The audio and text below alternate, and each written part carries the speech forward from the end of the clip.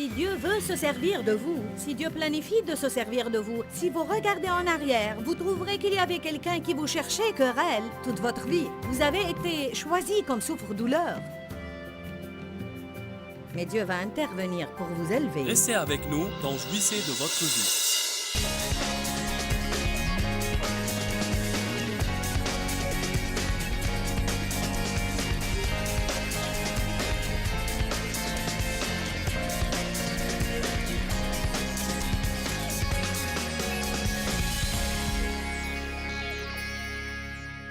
Quand on dit « soyez satisfait de vous-même », cela ne veut pas dire ne jamais vouloir changer. Nous savons que nous avons besoin de changer. Mais rien ne dit qu'on ne peut pas être heureux entre un changement et un autre.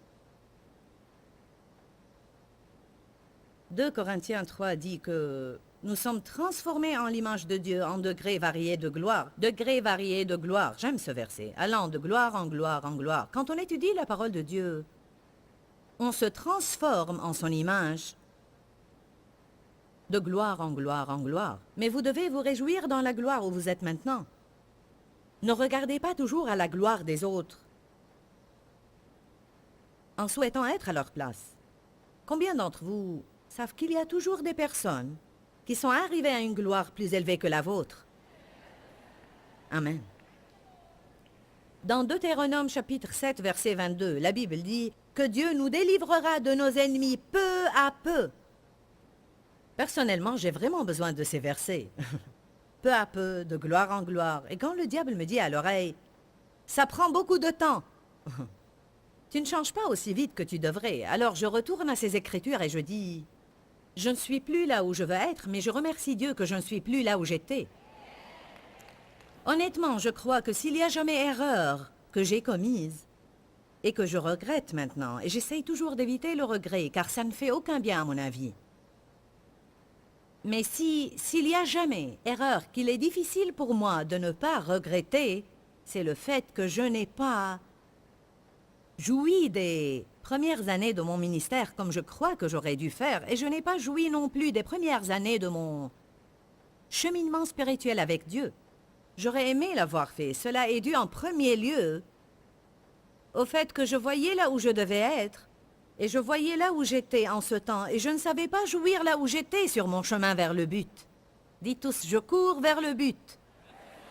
Amen. Je veux saluer en particulier ceux qui se trouvent sur les balcons, et je vous dis, je suis consciente de votre présence. Sachez bien que je sais que vous êtes là-haut, et ça me bénit de savoir que vous êtes là-haut et que vous vous êtes assis là-bas, afin d'assister à la réunion. Bienvenue. Gloire à Dieu. J'ai voulu juste les privilégier pour qu'ils ne se sentent pas négligés.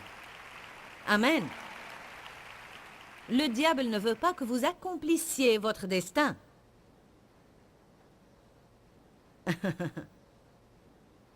Il travaille jour et nuit afin de trouver différents moyens pour entraver votre progrès et vous empêcher d'être tout ce que Dieu veut que vous soyez et de jouir de ce que Jésus vous a donné par sa mort. Et certainement, il ne veut pas que vous jouissiez de quoi que ce soit. Jean 10, 10. Le voleur ne vient que pour voler, égorger et faire périr. Jésus a dit, mais moi je suis venu, je remercie Dieu qu'il soit venu. Pourquoi Jésus est venu? Pour que vous ayez la vie, que vous vous en réjouissiez et que vous l'ayez en abondance jusqu'à débordement. Je suis contente qu'on ne serve pas un Dieu qui nous donne à peine ce qui nous suffit, mais le Dieu du plus que suffisant. Je suis contente qu'il répande les bénédictions en abondance au lieu de les distribuer au compte-gouttes. Je suis contente qu'il soit El Shaddai et non pas El Chipo. Amen. Alléluia. Notre Dieu est puissant. Il a de très grands plans pour votre vie et pour la mienne, mais Satan veut essayer d'empêcher tous les plans de Dieu pour notre vie de se réaliser.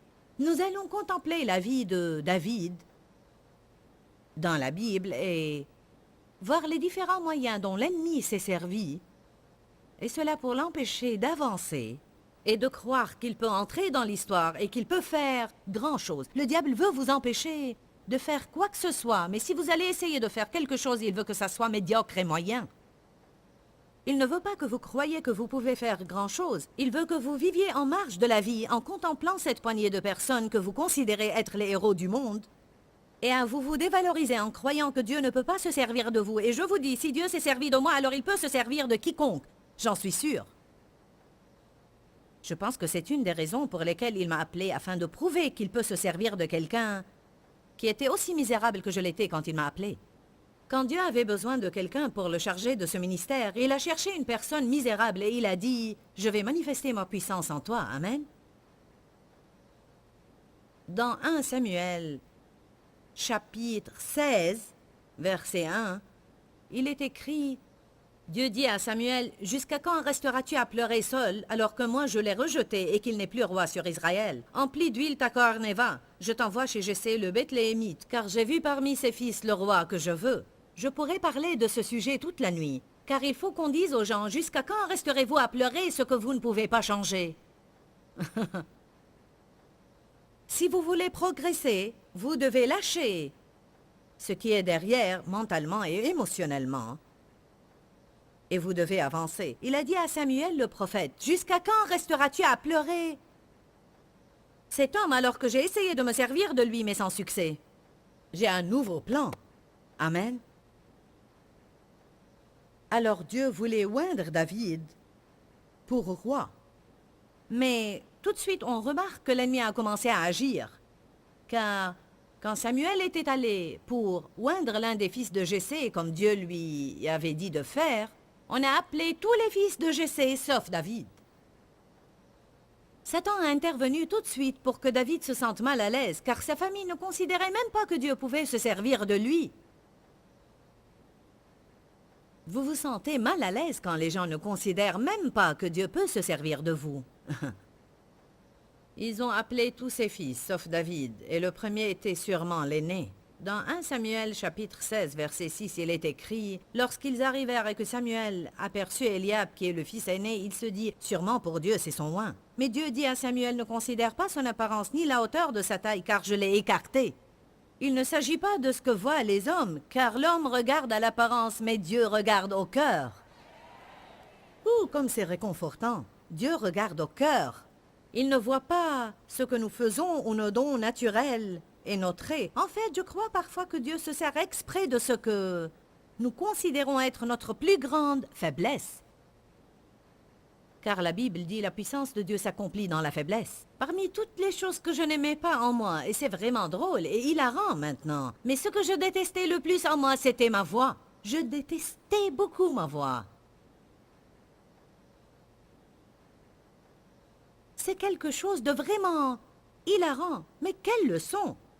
Je n'aimais pas ma voix car elle était bizarre. Et pas comme la voix des autres. Amen.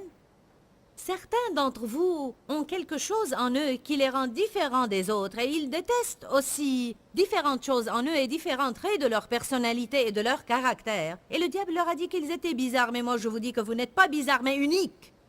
Il y a une grande différence entre être bizarre et être unique. Je croyais que ma voix était bizarre, mais elle est unique et son avantage est que quand je parle, les gens écoutent. Et cela pour la seule raison que ma voix est unique. Et croyez-moi, c'est vraiment quelque chose de très drôle, car partout où je vais, si les gens ne reconnaissent pas mon visage, ils disent « cette voix ».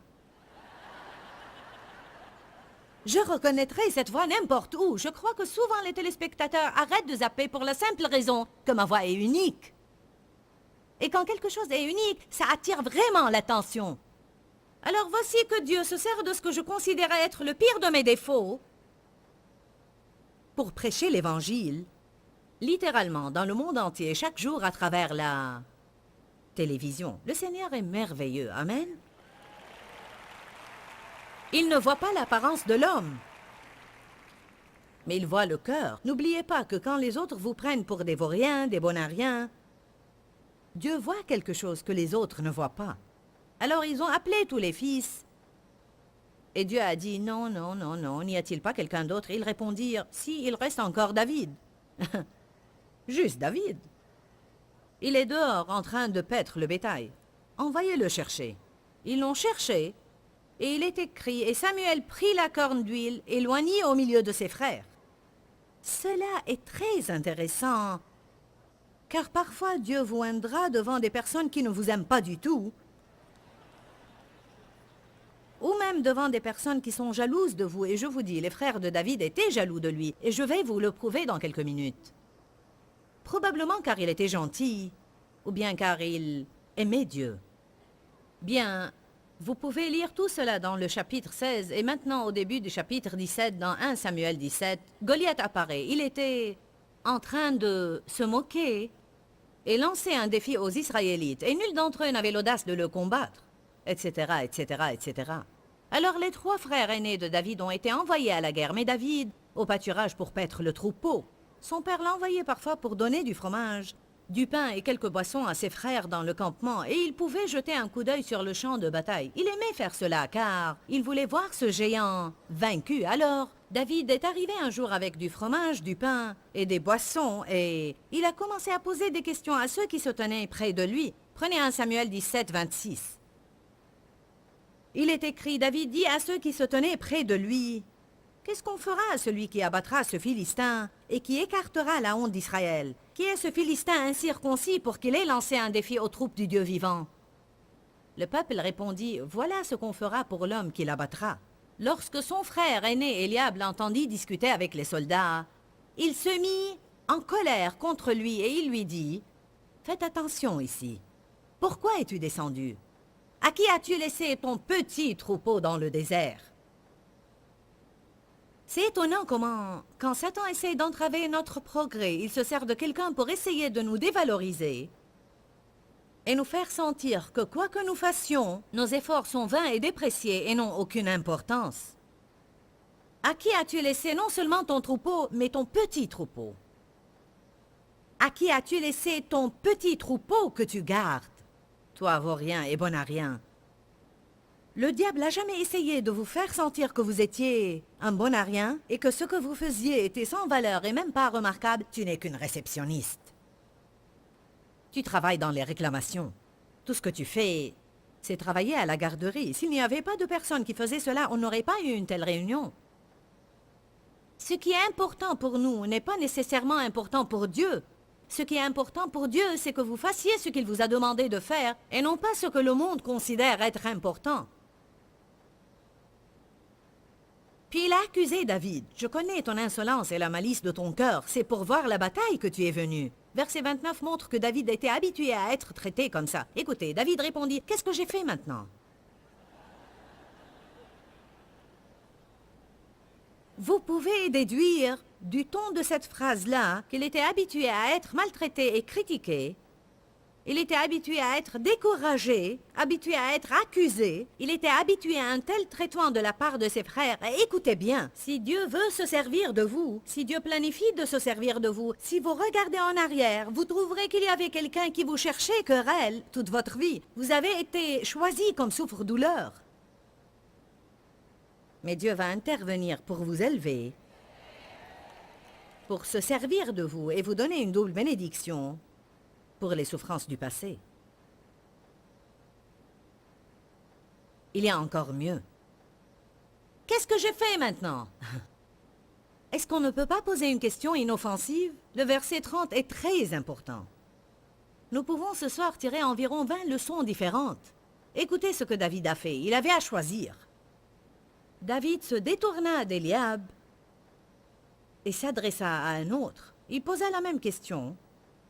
Et le peuple lui répondit comme la première fois. Pourquoi est-il si important qu'il s'était détourné d'Eliab? Car en agissant ainsi, il s'est détourné de la lutte. Il s'est détourné de l'offense. Et il s'est détourné du face-à-face avec lui. Et c'était comme s'il disait, pas la peine de le confronter. Il allait tenir à ce qui lui importait. Alors il s'est tourné vers un autre pour lui poser la même question pour savoir ce qu'on fera à celui qui abattra Goliath, parce qu'en lui-même, il avait ce petit indice dans son cœur que ce petit berger serait celui qui allait tuer Goliath le géant. Nul de ces bavards ne pouvait le faire. Mais peut-être ce petit berger qui était en train de paître son petit troupeau et qui n'était même pas suffisamment important pour être appelé quand le prophète était venu oindre un nouveau roi. Peut-être ce petit garçon que tout le monde sous-estimait, Dieu avait l'œil sur lui. Allez maintenant, est-ce que vous vous sentez mieux ce soir? Il s'est détourné de ce que Satan préparait pour l'attaquer. Savez-vous que l'une des choses principales dont Satan se sert pour vous distraire de ce que Dieu veut faire dans votre vie sont les problèmes avec les autres? C'est tout un autre message. Achetez mes sermons sur la lutte. L'idée se répète. Je parle de ce sujet car je veux que vous voyez comment, quand Dieu vous met quelque chose à cœur, Satan met devant vous opposition après opposition, après opposition, après opposition, et cela pour vous décourager et vous faire céder. On entendit les paroles de David et on les rapporta en présence de Saul. Celui-ci le fit venir. David dit à Saul que personne ne perde courage à cause du Philistin. Ton serviteur ira se battre contre lui. Mais Saul dit à David, tu ne peux pas te battre avec ce Philistin. Car tu n'es qu'un enfant, et lui, il est un homme de guerre depuis sa jeunesse. Alors, David a dit, je la battrai, et qu'est-ce qu'il reçoit? Le découragement. Tu ne peux pas le faire. Mais David dit à Saul, quand ton serviteur faisait paître les brebis de son père et que survenait un lion ou un ours qui enlevait une bête du troupeau, je le frappais et j'arrachais celle-ci de sa gueule. Et s'il se dressait contre moi, je le saisissais par le menton et je le frappais à mort. Il a refusé de regarder le géant avant de revenir sur les victoires du passé. Ton serviteur a battu le lion et l'ours. Il en sera de ce Philistin incirconcis comme de l'un d'eux, puisqu'il a lancé un défi aux troupes du Dieu vivant. Voilà maintenant les versets qui appuient mon sermon ce soir. David dit encore, « Dieu qui m'a arraché aux griffes du lion et de l'ours, m'arrachera de la main de ce Philistin. » Alors Saul dit à David, « Va, et que le Seigneur soit avec toi. » Verset 38. Alors Saul revêtit David de sa tenue, lui mit sur la tête un casque de bronze et le revêtit d'une cuirasse. Il ceignit David de son épée par-dessus sa tenue. David s'efforça de marcher, mais il n'était pas entraîné. Et il dit à Saul, « Je ne puis pas marcher avec cela, car je ne suis pas entraîné. » David s'en débarrassa. David prit son bâton en main, il se choisit dans le torrent 5 pierres, bien lisses, et les mit dans son sac de berger, sa giberne, et comme nous le savons, c'est avec ces pierres-là qu'il a pu tuer le géant. Bon, quelle est la morale de cette histoire, la leçon qu'on en tire? Saul a dit, d'accord, si tu insistes à le combattre, au moins revêt mon armure et va combattre le géant comme je l'aurais combattu si j'avais le courage de le faire. Mais David était suffisamment sage pour savoir qu'il ne pourrait pas abattre Goliath avec l'armure d'un autre. Quel est mon message ici? Vous n'arriverez jamais à vaincre le diable tant que vous essayez d'imiter quelqu'un d'autre.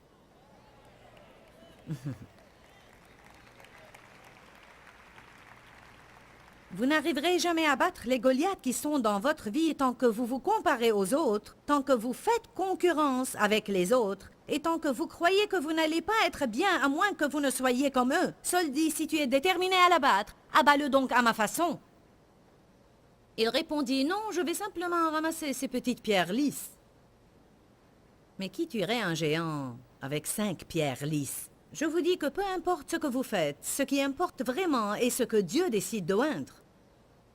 Il faut que vous compreniez que quoi que vous ayez, si Dieu vous demande ce qu'il a déjà oint, vous n'aurez pas à faire ce que quelqu'un d'autre a fait, mais ce que Dieu vous a dit de faire. Et ce n'est pas ce que quelqu'un d'autre a fait qui va être convenable pour vous, mais ce que Dieu vous demande de faire. Louez le Seigneur.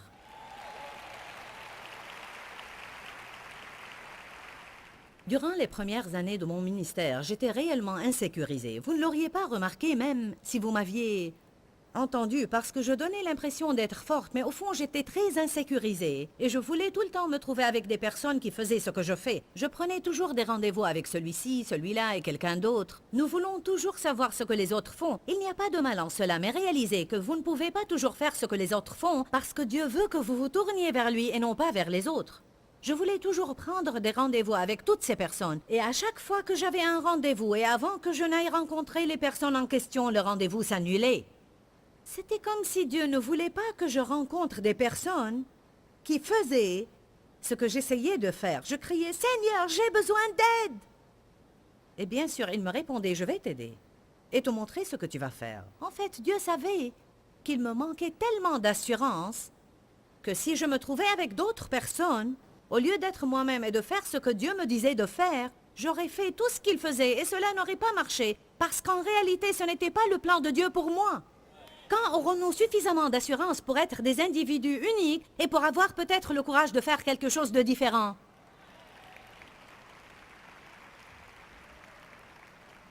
Et un des commentaires que j'entendais régulièrement quand j'ai commencé à être à la télé, les gens disaient « D'où est-elle venue ?» Croyez-moi, j'étais quelque part. J'étais là où personne n'aurait voulu être, mais j'étais quelque part. J'étais quelque part avec l'Esprit Saint, en train de combattre les diables. C'était là où j'étais. Amen. Et je voulais toujours savoir ce que les autres faisaient pour que je le fasse. Mais quand j'ai commencé à passer à la télé, un des commentaires que j'entendais régulièrement était « Cela est vraiment nouveau. Cela est original. J'apprécie beaucoup son style. Elle n'est pas du tout comme les autres. Dieu ne veut pas qu'on soit tous identiques. Il ne faut pas qu'à chaque fois que vous regardez un programme à la télé, vous trouvez qu'il est une copie intégrale à ce que vous venez de voir, excepté un changement de visage. Dieu favorise la variété. Il aime la créativité. Il ne faut pas avoir peur de sortir du commun et être un peu différent. Permettez à Dieu de se servir de vous d'une manière unique. Amen.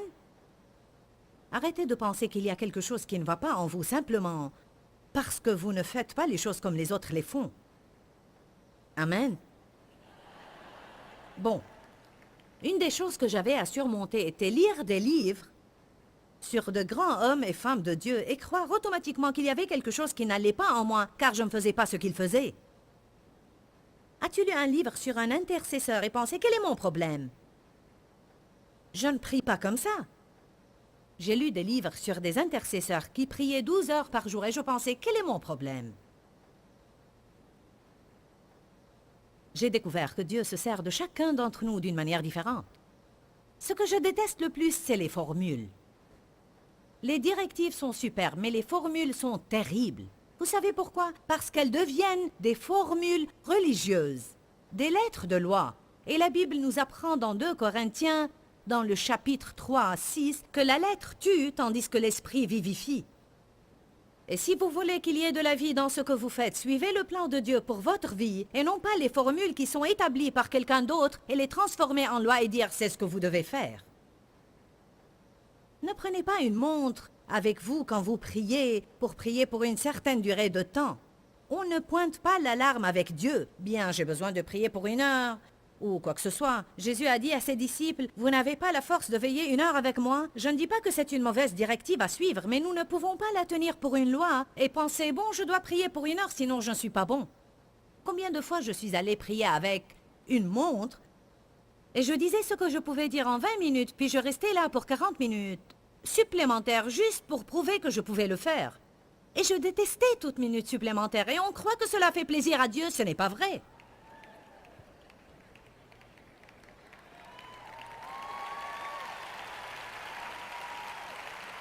Il y a des fois où j'ai prié pendant 2 heures et c'était comme si 10 minutes ont passé. Nous ne pouvons pas tirer des formules de toutes choses et les transformer en des règles et lois. Vous savez ce que les gens font? Non seulement on regarde les autres en croyant qu'on doit faire tout ce qu'ils font, mais en tant qu'être humain, nous croyons que tout le monde a à faire ce que nous faisons et on leur donne ce fardeau. Vous êtes peut-être satisfait de votre vie de prière. Vous priez peut-être une quinzaine ou une trentaine de minutes, et cela est super pour vous. Dieu l'est loin. Alors la prière sera le moment le plus agréable dans votre vie, car c'est le moment qui vous unira avec Dieu dans une relation profonde. Ainsi, chaque matin, vous louerez Dieu, vous êtes en compagnie de Dieu. Puis vous allez manger avec la sœur chrétienne. Vous la connaissez? Vous commencez à lui raconter à quel point vous êtes enthousiaste de prier 15 minutes chaque matin et elle vous dit « Tu pries 15 minutes par jour seulement ?» et vous déprimez. Qu'est-ce qu'elle essaye de faire? Vous revêtir de sa tenue. Soyez assez courageux pour suivre l'exemple de David et dire « Je ne peux pas me revêtir de votre tenue. » Le contentement et la satisfaction. Vous savez, souvent nous voulons quelque chose, mais nous ne voulons pas faire l'investissement nécessaire pour l'avoir. Nous ne voulons pas faire l'effort nécessaire pour l'écouter. Nous devons être éduqués. N'oubliez pas, mes partenaires et moi sommes en train de prier pour vous sans relâche. Et je vais vous demander maintenant de prier pour moi et mon ministère aussi. Restez à l'écoute et n'oubliez pas de demeurer dans la parole parce qu'il y a réellement la vie dans la parole de Dieu. Pourquoi Seigneur, pourquoi? Dans ce livret, Joyce Meyer nous enseigne à travers la parole comment être délivré de la confusion. Pour obtenir ce livret gratuitement, écrivez-nous à Joyce Meyer, boîte postale 40095-6300 Larnaca, Chypre.